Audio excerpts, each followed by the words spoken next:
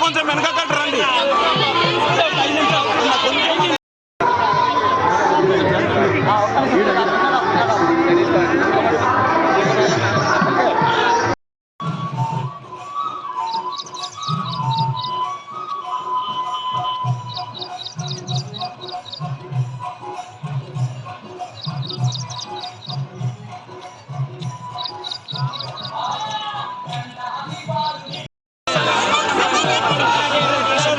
Press వాళ్ళు కొంచెం వెనక కట్టరండి.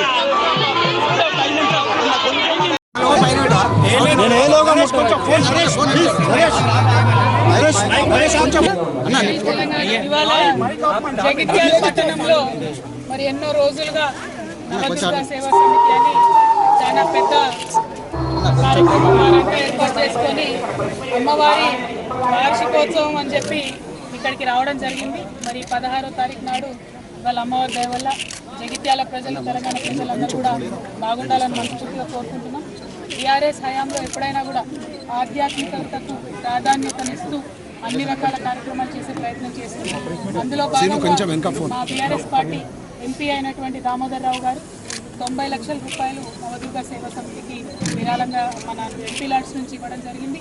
అట్లానే మా తొలి చైర్మన్ గారు రాబా వసంత గారు వారి ఫండ్స్ నుంచి వారు ఉన్నప్పుడు ఒక 10 లక్షల రూపాయలు పెట్టడం జరిగింది. అదేవిధంగా మరి చాలా మంచి కార్యక్రమాలు చేస్తున్నటువంటి సేవా సమితికి మద్దతుగా నిలబడాలని మేమందరం కూడా ఇవాళ వార్షికోత్సవ కార్యక్రమాల్లో పాల్గొనడం జరుగుతూ ఉన్నది. మరి ఇదంతా సందర్భం ఒకటి జరుగుతూ ఉంటే రాష్ట్రంలో ఇవాళ మరి రైతన్నలంతా కూడా ఎదురు చూస్తున్నారు. ఎప్పుడెప్పుడు మాకు రైతు భరోసా వస్తుందని ఎదురు చూస్తున్నారు.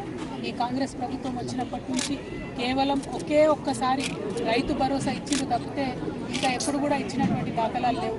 నిన్నగాక మొన్న ఒకసారి ఇస్తున్నామని మాట ఇచ్చింది, కానీ కేవలం 60% మంది అంటే 3 ఎకరాల వరకు మాత్రమే ఇప్పటివరకు ఇవ్వడం జరిగింది. మరి 3 ఎకరాల వాళ్ళకే ఇస్తారా, ఆ పైన ఇస్తారా, ఇయ్యరా, ఇస్తే ఎప్పుడు ఇస్తారు? మరి పోయిన సీజన్లో పెండింగ్ పడ్డ వాళ్ళకు ఈ సీజన్లో ఆ బకాయిలను ఇస్తారా? మరి ఈ సీజన్లోనన్నా కరెక్ట్గా 100% మరి రైతు బంధు ఇస్తారా అనేటటువంటి విషయాన్ని ప్రభుత్వం ఎవరు కూడా చెప్పడం లేదు. మరి ఆ అంశాలన్నీ ప్రజలు ఇవాళ అడుగుతున్నారు. 2500 రూపాయలు ఎప్పుడు ఇస్తారు, మాకు పెన్షన్లు ఎప్పుడు ఇస్తారు, మీరు ఇచ్చినటువంటి హామీలన్నీ ఎప్పుడు ఇస్తారు, విద్యా భరోసా కార్డు ఎప్పుడు ఇస్తారని చెప్పి విద్యార్థులు, ఉద్యోగులు అందరూ అడుగుతున్నటువంటి సందర్భం. జాబ్ క్యాలెండర్లు వేస్తామని చెప్పి విద్యార్థుల్ని మోసం చేసి, యువతను మోసం చేసి అధికారంలోకి వచ్చినటువంటి సందర్భం మీ అందరికీ తెలుసు. మరి ఇవన్నీ అడుగుతుంటే కాంగ్రెస్ పార్టీ మీద, ముఖ్యమంత్రి గారి మీద ఒత్తిడి పెరుగుతున్నటువంటి సందర్భంలో భరించలేక రోజొక కొత్త డ్రామా కాంగ్రెస్ పార్టీ చేస్తుంది. ఒకసారి కేసీఆర్ గారికి కాళేశ్వరం మీద నోటీసు, ఇంకొక రోజు హరీష్ రావు గారికి నోటీసు, ఇంకొక రోజు ఇంకొక సీనియర్ నాయకుడికి నోటీసు. ఇవాళ మరి కేటీఆర్ గారికి మరి నాకు తెలిసి ఇది 5వ 6వ నోటీసు ఇవ్వడం,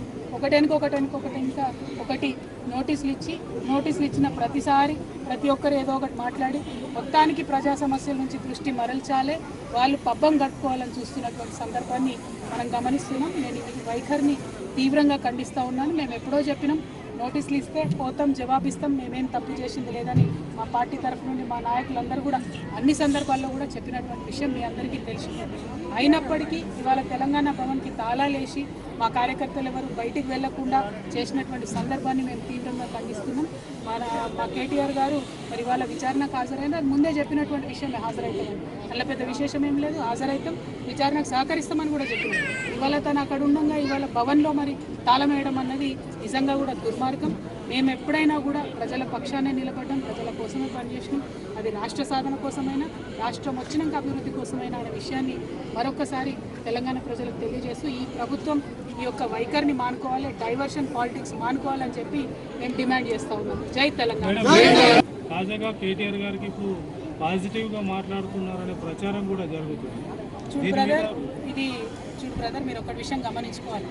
ఏ పార్టీ అయినా పార్టీలో ఉన్న లోపాలను ఖచ్చితంగా మాట్లాడుకుంటారు, సవరించుకుంటారు, ముందుకు పోతారు. కానీ మా పార్టీలో ఉన్న ఏ ఒక్క నాయకుడి మీదకి అవతలోడు దాడికి వస్తే ఖచ్చితంగా మేమందరం ఒకరికొకరు అండగా నిలబడి కాపాడుకుంటాం. అలా పెద్ద విశేషం ఏం లేదు. పార్టీలో ఉన్న కార్యకర్తల కోసం, వారి హక్కుల కోసం ఖచ్చితంగా మాట్లాడతాం. ఇంటర్నల్గా పార్టీలో జరగాల్సినటువంటి మార్పులు చేయడం జరగాలని కోరుకుంటాం. మళ్ళీ పెద్ద తప్పు లేదు. అది జరగకపోతే పార్టీలు ముందుకు పోవడం కూడా ఉండదు.